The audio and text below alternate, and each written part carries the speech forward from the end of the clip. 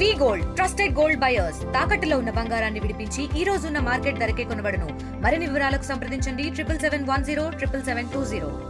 ముఖ్యంగా కాంగ్రెస్ ప్రభుత్వం చాలా గొప్పగా మేము బీసీల కుల గణనను చేశాము, ఇది ఒక శాస్త్రీయంగా జరిగింది, ఇతర రాష్ట్రాలకి ఆదర్శంగా ఉంటుంది, దేశవ్యాప్తంగా చేయాలని మేము బీజేపీని డిమాండ్ చేస్తున్నాం అని రాహుల్ గాంధీ కూడా వచ్చి మాట్లాడాడు. రేవంత్ రెడ్డి గారు కూడా పదే పదే మాట్లాడారు. బీసీ కుల గణనకు సంబంధించినటువంటి లెక్కలు బహిరంగపరిచిన తర్వాత వాటి యొక్క వివరాలు పరిశీలిస్తే ఇది బీసీల కోసం చేసినటువంటి సర్వేనా లేకపోతే ముస్లింలని బీసీలలో కలపడం కొరకు చేసినటువంటి సర్వేనా అన్నది చెప్పాలని చెప్పని కాంగ్రెస్ పార్టీని బీజేపీ డిమాండ్ చేస్తాం. ఒకవైపున రాష్ట్రంలో 12% కంటే ఎక్కువ ముస్లింలు ఉన్నారు అని చెప్పని పదే పదే చెప్తూ వస్తున్నటువంటి పార్టీ నిన్న తాజాగా విడుదల చేసినటువంటి సర్వే యొక్క వివరాల తర్వాత ఈ 12% ఉన్నటువంటి ముస్లింలలో 10% బీసీ ముస్లింలు అని చెప్పింది. అంటే ఇది బీసీలని మోసగించడం కాదా అని చెప్పని భారతీయ జనతా పార్టీ సూటిగా ఈ ప్రభుత్వాన్ని డిమాండ్ చేస్తూ ఉంది. ఒకవైపున స్థానిక సంస్థల ఎన్నికలు జరగబోతూ ఉన్నాయి. స్థానిక సంస్థల ఎన్నికలలో బీసీలకి రిజర్వేషన్లు కల్పించాలి, పెంచాలి, అమలు చేయాలని చెప్పని బీసీ సంఘాలు మాట్లాడుతూ వస్తున్నాయి. ఈ రకంగా 10% ముస్లింలని బీసీలలో చూపించి బీసీల యొక్క అవకాశాలని దెబ్బతీయడం కొరకు కాంగ్రెస్ పార్టీ చేసినటువంటి కుట్ర అని చెప్పని భారతీయ జనతా పార్టీ అభిప్రాయపడుతూ ఉన్నది. ఇకపోతే గతంలో కూడా బీఆర్ఎస్ ప్రభుత్వం సకల జనుల సర్వే చేస్తున్నాం, ఈ సకల జనుల సర్వే ఒక కరదీపికగా ఉంటుంది, ఒక ప్రణాళిక రూపొందించడం కొరకు, ఒక కార్యాచరణ ఏర్పరచడం కొరకు ప్రభుత్వానికి అది ఒక అస్త్రంలా పనిచేస్తుందని చెప్పారు.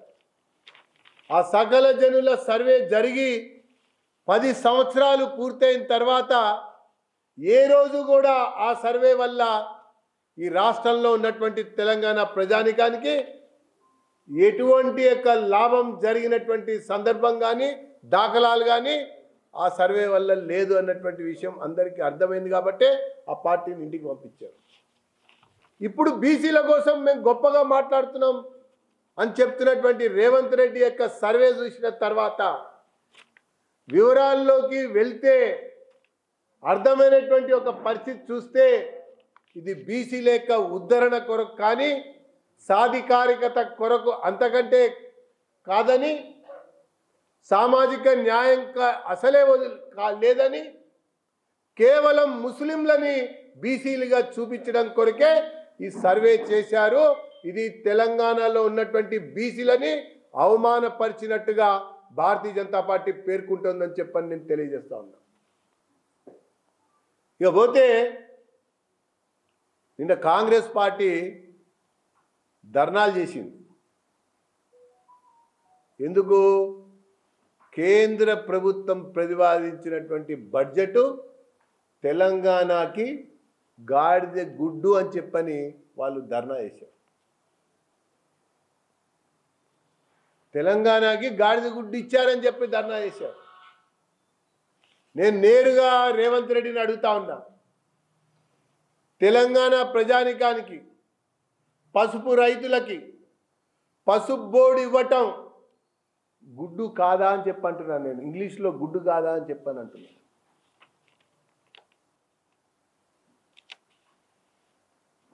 నిన్నగాక మొన్న కొంతమంది కాంగ్రెస్ ఎమ్మెల్యేలు రహస్య సమావేశం జరిపారు.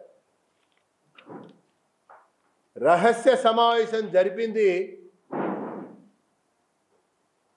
కమిషన్లలో వాటాల కోసం, మంత్రులు వసూలు చేస్తున్నటువంటి ఒక వాటాల్లో కోటాలు ఇవ్వటం లేదని చెప్పని నిరసన తెలియజేస్తూ వాళ్ళ యొక్క అసమ్మతిని తెలియజేయటం కొరకు వాళ్ళు సమావేశం పెట్టుకున్నారు.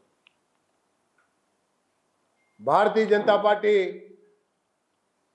ఈ కేంద్ర ప్రభుత్వ ప్రతిపాదించినటువంటి బడ్జెట్ సంబంధించినటువంటి విషయంలో ప్రజల్లోకి వెళ్తాం.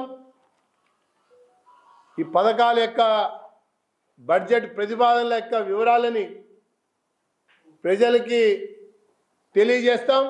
మరిన్ని వీడియోస్ కోసం ఛానల్ ని సబ్స్క్రైబ్ చేయండి. లేటెస్ట్ అప్డేట్స్ కోసం వాట్సాప్ ఛానల్ ని ఫాలో అవ్వండి. ఆ లింక్ డిస్క్రిప్షన్ లో ఉంది.